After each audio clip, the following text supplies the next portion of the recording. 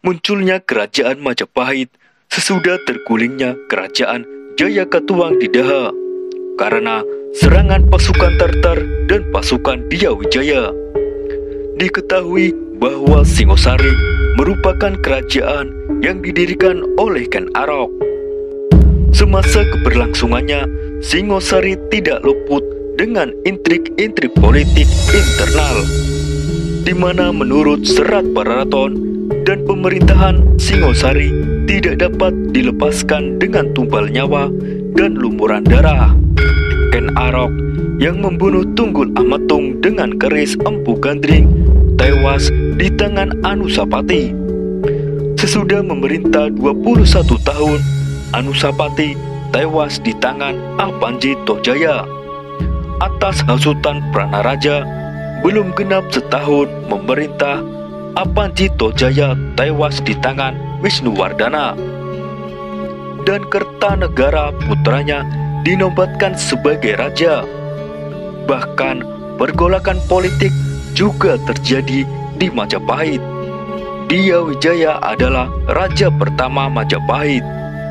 Terjadinya pergolakan politik yaitu pemberontakan Ranggalawe. Ranggalawe merupakan salah satu pengikut Raden Wijaya yang berjasa besar dalam perjuangan mendirikan kerajaan Majapahit. Akan tetapi, ia meninggal sebagai pemberontak pertama dalam sejarah kerajaan Majapahit. Nama besarnya dikenang sebagai pahlawan oleh masyarakat Tuban. Ia adalah salah satu tokoh paling berpengaruh di zamannya. Menurut Kidung Panji Wijayakrama dan Kidung Ranggalawe, bahwa Ranggalawe merupakan putra Arya Wiraraja yang menjabat sebagai Bupati Sumenep. Ranggalawe memiliki dua orang istri, yaitu Martaraga dan Tirtawati. Hasil perkawinannya dengan Martaraga, Ranggalawe memiliki putra bernama Anjampiani. Pada tahun 1292, Ranggalawe mendapatkan perintah dari Arya Wiraraja untuk membantu Diyawijaya membuka hutan tarik sebagai desa pemukiman yang kelak dikenal sebagai Majapahit. Nama Ranggalawe sendiri adalah pemberian dari Diyawijaya. Rangga berarti kesatria dan Lawe berarti wenang atau kekuasaan. Sekalipun berwatak ceroboh dan lantang kalau berbicara, Ranggalawe memiliki sifat pemberani, bertekad besar, jujur, ahli dalam olah senjata, dan cerdik dalam mengatur siasat perang.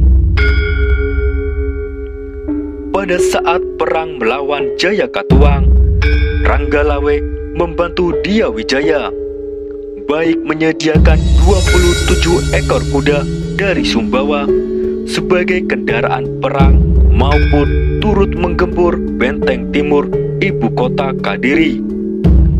Dalam perang tersebut, Ranggalawe dapat membunuh pimpinan benteng yang bernama Sagara Winotan. Dari jasa-jasanya tersebut, Diyawijaya yang menjabat sebagai Raja Majapahit bergelar Sri Rajasa Jayawardana dan mengangkat Ranggalawe sebagai Bupati Tuban, kota pelabuhan utama di wilayah Jawa Timur saat itu. Di samping itu, Ranggalawe menjabat sebagai pasangguhan, sebagaimana ayahnya yaitu Arya Wiraraja. Menurut Serat Pararaton maupun Kidung Ranggalawe mengungkapkan perihal perang saudara pertama di Majapahit pada tahun 1295 yang ditandai dengan pemberontakan Ranggalawe. Pemberontakan tersebut dipicu oleh kekecewaan Ranggalawe terhadap keputusan Diyawijaya yang mengangkat Nambi sebagai Rakyat Patih. Bagi Ranggalawe, Seyogyanya jabatan Rakanpati dianugerahkan kepada Lembu Sora yang dipandang lebih cakap dan berjasa dalam perjuangan terhadap Majapahit. Karena hasutan Mahapati, Ranggalawe yang menghadap Sri Rajasa Jayawardana itu menuntut agar kedudukan Nambi sebagai Rakyatpati digantikan oleh Lembu Sora. Sementara itu, Lembu Sora sendiri menghendaki Nambi sebagai Rakyatpati. Lantaran tidak terpenuhi tuntutannya, Ranggalawe pulang ke Tuban dengan membawa segudang kekecewaan. Beberapa hari sesudah kepergian Ranggalawe dari Majapahit, Mahapati menghasut Nambi kalau Ranggalawe tengah merencanakan pemberontakan.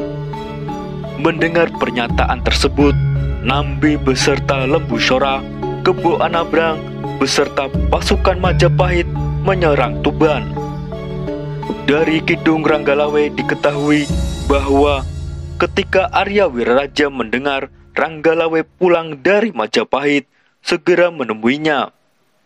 Dari perilaku Ranggalawe, Arya Wiraraja menangkap sesuatu yang buruk akan menimpa putranya. Arya Wiraraja bertanya kepada Ranggalawe tentang apa yang terjadi ketika menghadap Sri Kertarajasa Jayawardana. Manakala mendapatkan jawaban dari Ranggalawe, Arya Wiraraja merasa dihadapkan pada pilihan yang sangat rumit. Pilihan antara cinta kepada putranya atau tetap setia kepada Sri Kertarajasa Jayawardana. Selang beberapa saat, Arya Wiraraja memberikan nasihat kepada Ranggalawe agar tetap setia kepada Sri Kertarajasa Jayawardana. Karena nasihatnya hanya dianggap angin lalu oleh Ranggalawe, Arya Wiraraja memanggil para menteri, kepala desa, Akuwu, dan Demang untuk mempersiapkan pasukan yang akan digunakan sebagai kekuatan dalam menghadapi pasukan Majapahit. Pasukan Ranggalawe yang sudah terbentuk itu meninggalkan Tuban, manakala pasukan Ranggalawe akan menyeberangi Sungai Tambak Beras yang saat itu airnya sedang pasang. Hingga pasukan tersebut dapat dikejar oleh pasukan Majapahit yang berada di bawah komando Nambi. Pasukan Ranggalawe tersebut berakhir hancur di tangan pasukan Majapahit. Hari berikutnya, pasukan Majapahit menyeberangi Sungai Tambak Beras untuk mencapai Tuban. Melihat kenyataan itu, Mantri Gagarangan dan Tambak Baya melapor kepada Ranggalawe. Dengan gelagak amarah di dalam dada, Ranggalawe segera memerintahkan pasukannya untuk menghadapi pasukan Majapahit. Di medan laga, Ranggalawe yang mengendarai kuda Megalamat itu bertempur melawan Rakyatpati Nambi yang mengendarai kuda Brahmacikur. Pertempuran keduanya berlangsung sangat dahsyat, hingga akhirnya Brahmacikur berhasil ditikam oleh Ranggalawe. Namun, Nambi berhasil mengelak dan berlari untuk menyelamatkan diri ke selatan. Ranggalawe melakukan pengejaran bersama pasukannya hingga Sungai Tambak Beras. Berita kekalahan pasukan Majapahit oleh pasukan Tuban disampaikan oleh Hangsa Tere kepada Sri Kertarajasa Jayawardana. Mendengar laporan tersebut, Sri Kertarajasa Jayawardana sontak bersumpah untuk menghancurkan kota Praja Majapahit kalau tidak berhasil menaklukkan Ranggalawe. Sri Kertarajasa Jayawardana bersama pasukannya menuju ke Tuban. Pertempuran pasukan Majapahit dan Tuban pun tidak dapat dihindarkan. Untuk menghindari semakin banyaknya korban berjatuhan, Lembu Sora meminta izin kepada Sri Kertarajasa Jayawardhana untuk menghadapi Ranggalawe. Sri Kertarajasa Jayawardhana mengizinkan. Akhirnya Ranggalawe dikepung dari 3 arah. Kebo Anabrang dari timur, Gagak Sarkara dari barat, dan Majang Mekar dari utara. Pertempuran sengit terjadi pada sisi timur. Kebo Anabrang bertempur dengan Ranggalawe. Kuda Kebo Anabrang berhasil dilumpuhkan oleh Ranggalawe. Namun penunggangnya berhasil menyelamatkan diri. Hari selanjutnya, Kebo Anabrang bertempur kembali dengan Ranggalawe. Pertempuran keduanya berlangsung di seberang sungai Tambak Beras. Pertempuran semakin sengit. Ranggalawe dan Kebo Anabrang bertempur dengan ilmu kanuragan yang dimilikinya. Pertempuran kemudian berlanjut di dalam air. Ranggalawe berhasil mendesak Kebo Anabrang. Namun, ketika sampai di tengah, Kebo Anabrang berhasil menikam kuda tunggangan Ranggalawe, hingga akhirnya Ranggalawe yang terpleset batu itu berhasil ditenggelamkan ke dalam air oleh Kebo Anabrang. Sesudah kehabisan napas, Ranggalawe gugur di tempat tersebut. Melihat keponakannya telah terbunuh oleh Kebo Anabrang, Lembu Sora tidak tahan. Ia pun menikam Kebo Anabrang dengan keris.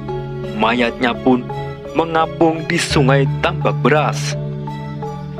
Setelah Ranggalawe gugur pada tahun 1295, Arya Wiraraja yang merasa sakit hati itu menghadap Sri Kertarajasa Jayawardhana untuk mengundurkan diri dari jabatannya dan menagih janji kepada Sri Kertarajasa Jayawardhana yang ingin membagi wilayah kerajaan Majapahit menjadi 2 bagian.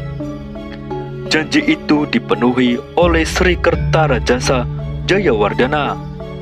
Wilayah Majapahit dibagi menjadi 2 bagian.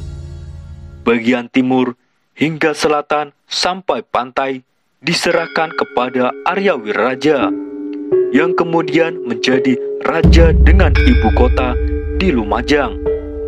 Bagian barat dikuasai oleh Sri Kertarajasa Jayawardhana dengan ibu kota di Majakerta. Sejak saat itu, daerah Majapahit Timur merupakan negara merdeka dan terlepas dari kekuasaan Sri Kertarajasa Jayawardhana.